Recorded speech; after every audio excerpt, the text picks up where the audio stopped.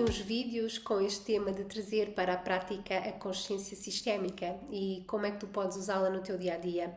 E tive-te a trazer exemplos através das ordens do amor, que podem estar em equilíbrio ou desequilíbrio. Já falei aqui da hierarquia, já falei do dar e do receber e hoje quero falar-te da lei do pertencimento. Bert Hellinger diz-nos que todos temos um lugar.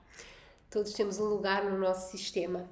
Então é importante tu compreenderes como é que funciona esta ordem, como é que tu a podes observar no teu dia-a-dia, nas tuas relações do teu dia-a-dia e como, quando ela está em desequilíbrio, ela pode ser tão destruturante na tua vida. É importante perceber que num grupo familiar todos têm um lugar e então todos fazem parte. E quando falamos em todos, falamos na estrutura familiar, sanguínea, não é? Pais, filhos, avós, bisavós, tetravós, tios, primos, todas essas pessoas que fazem parte da nossa família.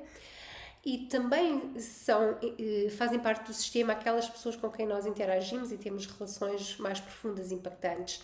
Por exemplo, quando alguém casa e se separa, a pessoa de quem se separou, ela continua a fazer parte daquele sistema. Também aqueles filhos que não nascem, abortos, crianças que perdem a vida muito cedo, todos eles fazem parte do sistema e todos eles devem ter um lugar. Quando num conflito, eu vou dar assim um exemplo de um assassinato, em que há um assassinato e há alguém que prejudica a vida do outro, essas duas pessoas e as pessoas, esses dois sistemas, eles ficam a estar interligados. Ou seja, além da nossa família de origem, aqueles que nós tocamos e com os quais criamos vínculos profundos, sejam esses vínculos positivos ou vínculos de dor, como é o caso de um assassinato, passam a estar interligados e conectados. E o que esta ordem diz é que todos têm um lugar e todos fazem parte. Então, quando fazemos exclusões, quando rejeitamos alguém, quando há uma pessoa, por exemplo, vou dar-te um exemplo, numa família há alguém que fez um assalto, roubou e foi excluído da família porque a família não quer rever aquela pessoa, não se identifica com os valores e com os atos que aquela pessoa praticou e então exclui essa pessoa. Ela fica a passar...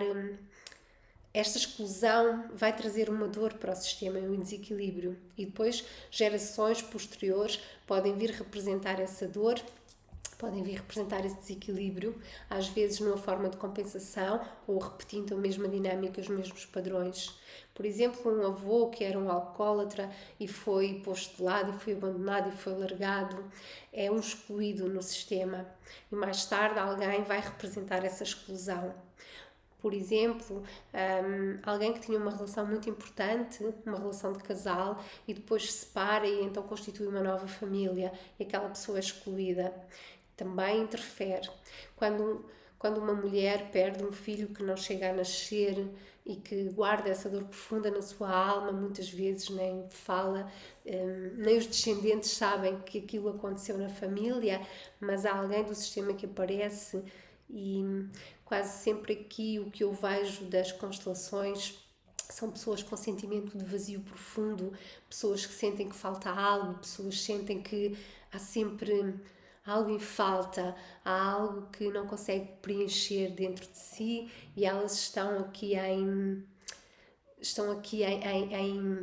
conexão com esta perda deste alguém que não foi reconhecido. Então é muito importante este sentimento do pertencimento. Começa a olhar na tua vida, na história da tua família, perceber quem foram as pessoas que de uma forma ou de outra foram excluídas, quem foram as crianças que não nasceram e não foram reconhecidas, ou alguém no sistema não olha para isso, quem foi alguém do teu sistema que prejudicou um outro e muitas vezes escolhes estar em autossabotagem, em processos de te prejudicares a ti como compensação daquele prejuízo que alguém do teu sistema causou ao outro. Então é importante olhares para esta ordem, nestas questões da história que tu conheces. Eu percebo que nós hoje estamos mais desvinculados das histórias familiares e acabamos porque a sociedade assim tomou este rumo, não sabermos tanto as histórias dos nossos ancestrais, não é? Como há muitos, muitos anos atrás, em que as histórias eram passadas de geração em geração e eram contadas, e hoje em dia nós estamos muito desconectados disso. Então, há situações e histórias da nossa família que nós não temos conhecimento e não precisa de ir tantas gerações atrás. Muitas vezes não conhecemos um avô, não sabemos qual foi a história daquele avô, não sabemos qual foi a história de um bisavô. No entanto, essas histórias, principalmente quando dramáticas, as emoções que elas geraram, elas são passadas de geração em geração. Então estamos a experimentar coisas na nossa vida agora que não compreendemos, que na nossa mente não fazem sentido e estamos a comportar-nos assim porque estamos a ser leais a uma história de alguém do nosso sistema. Quando alguém é excluído, uma das questões que também surge muito é quando temos dificuldades financeiras ou quando estamos num processo de autossabotagem financeira e depois vamos ver na história que houve alguém que prejudicou um outro em termos financeiros, ou então alguém que viveu em escassez e aquele padrão foi passando de geração em geração e agora tens a oportunidade de ter uma vida abundante, mas de uma forma ou de outra vais-te sabotando para continuares nesse padrão de escassez, numa lealdade ao teu sistema familiar. Por exemplo, no caso de um relacionamento de casal, em que um casal se separa, o casal teve filhos, separa-se, e agora, por exemplo, a esposa, ela tem um segundo casamento e volta a ter filhos. Aqui é importante respeitar as ordens nestas dinâmicas. A hierarquia diz que quem vem antes é maior do que quem vem depois. Então, este primeiro casamento, ele tem um lugar. Ele antecede esta história. No entanto, agora o casamento atual, ele é prioritário. Então, o que é que isto quer dizer? Que este anterior tem um lugar e é bom que ele seja considerado nesse lugar e é bom que haja este sentimento de que foi graças a este não ter dado bem que eu hoje posso estar a constituir esta segunda família. Então é importante ter esse reconhecimento, mesmo que esta seja uma história que passa a ser do passado, mas ter a consideração que antes esta história aconteceu e que agora foi o facto dessa história não ter funcionado que eu tenho a oportunidade de estar a viver uma nova história. Observa, faz a tua checklist de como é que tu estás com as várias pessoas nos teus relacionamentos, como é que tu sentes que estás posicionada, quem é que foi rejeitado ou quem é que foi excluído, para talvez perceberes e trazeres à consciência que questões da tua vida que possam estar em falta, questões que possam ser muito desafiantes, sentimentos de vazio, sentimentos de ansiedade, sentimentos de injustiça, todos estes sentimentos, quando são trazidos para a constelação, uma grande parte deles vai bater a esta falta de alguém que não teve um lugar, que não foi visto, que foi rejeitado. Então olha também para isso.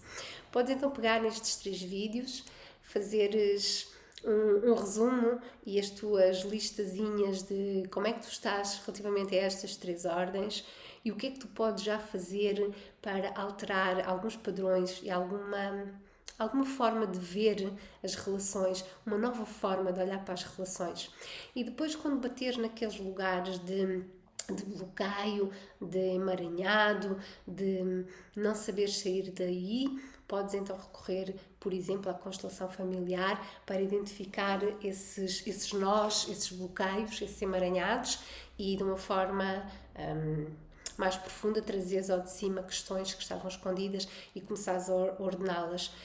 Quero também deixar-te aqui esta nota que, lembra-te, somos como uma cebola cheia de cascas e vamos tirando casca uma de cada vez.